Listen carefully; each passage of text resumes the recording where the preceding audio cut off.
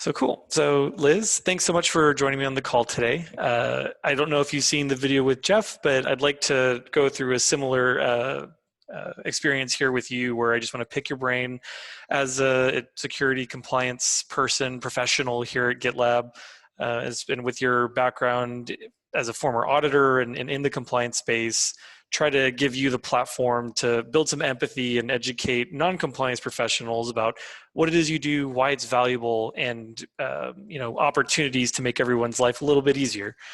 So if you don't mind, if you could just kind of introduce yourself, who you are, what you do, what your day-to-day looks like, how long you've been in the space to start us. Yeah, absolutely. My name is Liz Coleman, and I'm a senior security analyst in the compliance group here at GitLab. I've been with GitLab about 9 months or so, but I've been in the compliance space for a little over 10 years, probably now at this point in time. As you mentioned, I was an external auditor prior to this, specific in kind of IT audit and assurance. And then I've held a number of kind of compliance, risk and compliance kind of type of roles throughout my career up until here at GitLab. Now I'm security analyst in the compliance space. So, yeah. Cool. Thank you for that. So I want to just start by having you describe for me some of the common themes you've experienced across those jobs in terms of, the challenges that you would face in trying to do your job, either as an auditor or in those GRC type roles, or even here at GitLab. Like, could you just kind of tell me what's the most challenging thing about the day to day? Yeah, sure. So my job usually, like the kind of foundational pieces are controls and control frameworks and obtaining certain certifications or maintaining certain certifications. And I think some of the most challenging pieces of that position or that job is the kind of constant evolution of evidence collection, ensuring you're keeping up to speed with current processes and procedures, and then kind of documenting them and evidencing them and providing them to external auditors or to kind of external parties. So biggest challenge would be to constantly manage that evolution and kind of evidence piece as corporations mature and grow their compliance objectives. Yeah, I know that's a pretty broad topic too when we talk about like evidence and the collection of it. Can you maybe give me just one example of how you're currently collecting evidence today for a particular control, and where you see opportunity to improve that? That would make your life a bit easier. Yeah, sure. So something that all corporations, I'm sure, have to deal with from an evidence and a compliance perspective, or let's say like user access reviews, right? So those aren't things that are really static. They're changing all of the time. And so you're always having to keep up with collecting like a current list of users to a system list of users and validating that those are in line and that terminated users are actually being terminated, and that new users that are being onboarded kind of match their level of access within certain systems. So that's an ongoing challenge that we're working through here at GitLab, and just something that will always be the case for, let's say, a user access review control or something like that. Yeah, and so kind of still in that particular example, are there quick wins or things that you find you've been able to use or build processes around that have made it a little bit easier? Or like tell me a little bit about how you're finding those quick wins or those improvements. Yeah, a quick win that we've had recently is we're starting to automate things, or we're looking into automating as many things as we can in that space. So we have here at GitLab, we work with Okta as our single sign-on, and so we were able to automate that kind of Okta user access list and kind of have that subset kind of at the ready in terms of being able to validate that against other evidence for maybe other specific systems. So that was a big win for us, and definitely a time saver. And hopefully automation will continue to provide us some time savings in the future as we get that all spun up. So that was definitely.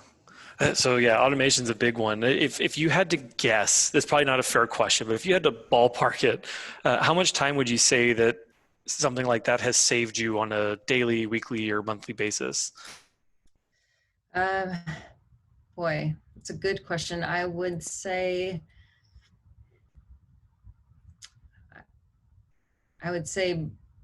hours a month. I mean, maybe 6 to 8. Absolutely guessing, but I Sure, guess. sure. Yeah, but like anecdotally, it feels like a 6 to 8 significant amount of time that you saved.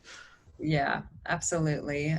We have a lot of systems, and with Okta being kind of the main pass through, it's been a lifesaver for sure. That's really cool. And so before you were able to automate that, were other people involved besides you, or was it just you having to comb through like, the comparison of GitLab versus Okta and the profiles, or can you maybe walk me through a little bit about did anyone help you before and what did that process look like before in a little bit more detail? Yeah, sure. Yeah, so we had to work with kind of a number of different teams. Like the IT ops team was played a big role in that. Then, of course, from a compliance perspective, we had to look through. Um, Once we kind of obtained lists, we were looking through issues and user access requests, and kind of one-off things in order to validate certain pieces of that information.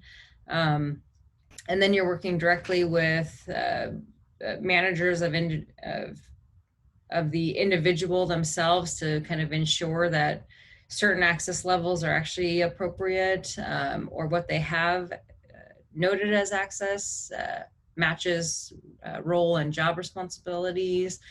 So yeah, you really there are kind of a number of groups that get involved to kind of validate these lists. And kind of roles and responsibilities within the list themselves. So yeah, did that answer your question? Yeah, yeah, absolutely. Oh, and I think that's a common challenge too, right? Is that the compliance team are not the sole people working on these things. It usually requires other people be involved in participating, and I just wanted to highlight that because I think that's an important thing, and I want to circle back to it here in a second. Yeah. But so just for clarity, what I understood is that previously you would have to take a list of, let's say, GitLab team members, find out the list of systems or resources they had access to, cross-reference that with the managers and what actions or artifacts they created to grant those access privileges. And you were working with, it sounded like 2 or 3 different departments or teams within GitLab to construct all of this data. Is that correct so far? Yeah, yeah, that's right. And then from now through our automation process, we don't necessarily even have to reach out to IT ops group, for instance, right? We can spin up uh, the access list kind of whenever we need to on the fly, and then we're starting to automate other systems user lists as well, and so that eliminates the need to reach out to system owners and request lists that way. We still have to kind of validate on the back end um, any access that we find that might not necessarily align with job roles, responsibilities, or just verify that information. Um, but yeah, pulling the lists themselves really through automation eliminates the need to kind of reach out to additional groups for that. So Yeah, no, it's a really important detail because we talk about how you saved maybe 6 to 8 hours a month, but that doesn't factor in the, X number of people across Y number of teams that were also participating. And let's just assume for the sake of argument, they were also spending, let's call it 3 or 4 hours a month supporting you on this. And maybe that's a really conservative estimate. But in aggregate, now you're talking about like dozens of collective people hours to do this one particular control, and that's only the one control, right? So I really appreciate you painting that full picture. And I don't know if you necessarily know the answer to this one, but I'd be curious what your sense is for the old process versus the new. You mentioned that these other teams no longer had to be involved. So uh, what was the process like working with these other teams to figure out, hey, I need this thing, I need your help to get it, and then that conversation evolving into like, well, how do we automate this to then make this easier for all of us in the future? Yeah, it's a good question. And I have to be honest, I didn't play a very large role in kind of the automation piece. But Nick on the team would be a great resource to get some additional information on that. I don't know if I can answer that. And Sure, no worries. yeah. No worries. I think the key detail there is that used to take a lot of time, now takes a lot less time, and fewer people are involved, which I think makes everyone happier. Yeah. Um, so tell me a little bit about where you see opportunity for some of, or actually, let me take that back. Let me ask you something I asked Jeff as well, because I think maybe you have some more direct experience here, which is what is something that you don't feel is done particularly well by any application in service of GRC functions? Like, is there something that I wish this product or service existed because it would make this part of my job so much better, or anything like that? Yeah, it's a good question. Um, I feel like something that I've struggled with um, in multiple roles from the compliance spaces is probably just the best way to kind of store kind of evidence artifacts and kind of retrieve them maybe easily. I feel like it's difficult because evidence and controls kind of go hand in hand, yet they also blur together, right? So depending on kind of the category within the control and the various types of evidence that that it's pointing to, there could be a lot of overlap. And I've always found it kind of difficult. Evidence comes in all sorts of different ways and types, just text files or PDFs or CSV files or however it ends up coming through. And it's always been kind of a challenge to structure that in such a way that it's consistent and easily searchable and filed appropriately. I feel like I haven't found a good tool for that.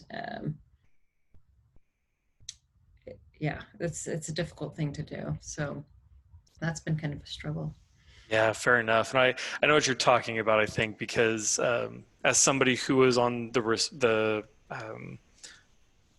receiving end of an audit, I guess, even when we get access to a portal, we're told to upload evidence, but that user access report might service 6 different controls, even though it's the one file. And so trying to map those together in a way that lets you very easily go in and find these different things, I can appreciate as being a very difficult part of that job. Yeah. Well, so I know we've talked about, challenges and difficulties and kind of the struggle there, but maybe we can flip it now to talk about some of your favorite parts of the job. Like, what is it you enjoy most about what it is you do? And that could be specific to doing it at GitLab or in previous roles or both, but I'd like to hear a little bit about that. Yeah, I think the thing that um, keeps me happy in this kind of compliance space is I feel it's really kind of a helping role in a sense. Not only, I know compliance might not have like the best rap, and people look at it maybe as additional work, but I feel like I appreciate my job in a sense that I feel like it's helpful to many layers of an organization. And I really feel like compliance is kind of that kind of blanket or layer between kind of external auditors and external requirements and what's kind of happening and functioning on the inside. And so I like being able to kind of protect my kind of stakeholders, internal stakeholders, from some of that kind of external audit piece and exposure. And I also feel like it's good because it helps grow compliance posture, maybe opens eyes to new ways of doing things, or tracking things, or evidencing things. And I don't know, I guess I like being able to help people. Is really what it boils down to. And I feel like being able to do that through compliance, it's good for everybody. So. Yeah, and I appreciate you sharing that. I agree with all of that. It's a good segue into another question I have tied to that, which is, I've heard professionals describe it this way. I subscribe to this philosophy that compliance is a mindset. I think it's also used to describe security. Security is a mindset. And so, A, do you agree with that? And B, what have you found, if anything, to be one of the more valuable or effective ways to help shift that paradigm from, oh gosh, like compliance is just ruining my life and disruptive, to, hey, like I recognize that they are our guardian and our safety blanket and they're here to support me. Hopefully that makes sense. Yeah, it does. I don't know. I feel like it comes down to kind of building trust and relationships with kind of stakeholders and people, both on the external audit side and on the kind of internally within the organization. And then once you actually start going through audits, right? I feel like you can, like the folks within the organization can see that that buffer is actually there, and 3/4 of the work is being done and handled by the compliance team because of all of the other back work that we've worked out. So no one's hair is on fire, right? There's no barn burners out there, and it's a kind of a much smoother and easier flow because all of the information has been kind of tracked and worked through over the course of time, and then we're able to kind of be that buffer and that deliverable piece, and then minimize impact. So I feel like once you actually see that and go through that, it kind of helps shift that mindset from compliance just being kind of a lot of work to, wow, I finally understand, how this is all being pieced together, and why it's important to do it in maybe small little intervals over a long period of time versus one major, reaction, or, one major push kind of thing. So I think that's helpful. Yeah, no, I agree with you. And I think too, it's also, I guess, the typical growing pains of, GitLab was not formally certified or audited against these frameworks up until recently, I believe, with SOC 2 Type 1. And so it's that compounding pressure of not only are we kind of like learning how these processes should work here at GitLab, but then we also have these like looming, like large demands of being the first time going through these processes. So I'd be curious from your perspective, do you find that the all remote environment or the GitLab culture or anything about being at GitLab has made it easier, has made it more difficult, or like how does that play into it with your experience in these paradigms? Yeah, it's a good question. I'd say a little of both. So at GitLab, because we're async, it's great because that means everything is really documented, and we work really hard at documenting information. So it can be kind of self-serve, but that also can be a negative in a sense that information is not always updated, or it's hard to kind of know maybe the single source of truth for various pieces of information or processes. So I would say a little bit of a blessing and a curse there.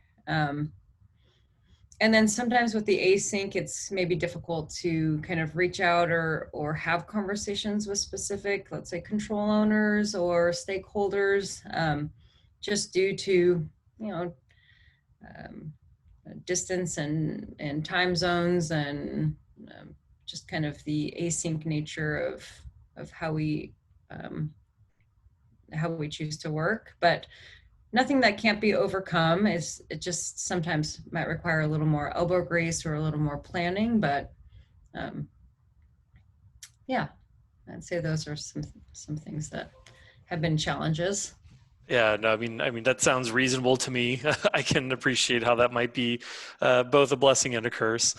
Yeah. Um, so I think one of the things I want to unpack a little bit more because I don't know if we explored it too much, but um, are there things maybe on the tail of that last answer, but working at GitLab, have you found that there's been any particular process or experience that you felt really was a positive for shifting that mindset, where if somebody was previously a bit resistant to participating or supporting a compliance task or program, that you did something or had some experience and now they're more receptive to that supporting role or anything like that? Yeah, I would say so. So I think kind of conducting walkthroughs in a sense with certain stakeholders. So maybe really kind of setting that expectation, kind of a face-to-face or a person-to-person meeting, so that they can ask questions and we can ask questions, and maybe have a better understanding of where some of these requests and things are coming from versus just creating an issue and asking for something. And then I also feel like, so on the back end, the compliance group is kind of starting to work hard at documenting processes and procedures, and then kind of presenting that to the control owners or stakeholders to kind of review and approve in a sense, so that we can use it as kind of self-serve tools to external auditors or other other compliance related activities moving forward. So it kind of saves them time in the end. And then it also kind of ropes them into the process to some degree. And so we found that's helpful, so that when they're moving forward or changing processes on their end, the stakeholder or control owner end, they tend to loop in security compliance a little more and just either ask for feedback or just a heads up, hey, we're changing this approach. Is that going to cause any issue from a compliance or security perspective? So we've definitely seen that happen as we've continued to kind of build our compliance effort and kind of make our voice heard here at GitLab. So that's been a really positive experience, positive thing that's come out of it all. Oh, that's awesome. I'm happy to hear that. Yeah. Um, I think the final question I have for you is, um, who would you say? Uh, I'm assuming it'll be like a team or something, but like, who is the top requester of information or some sort of output from you on the security compliance team.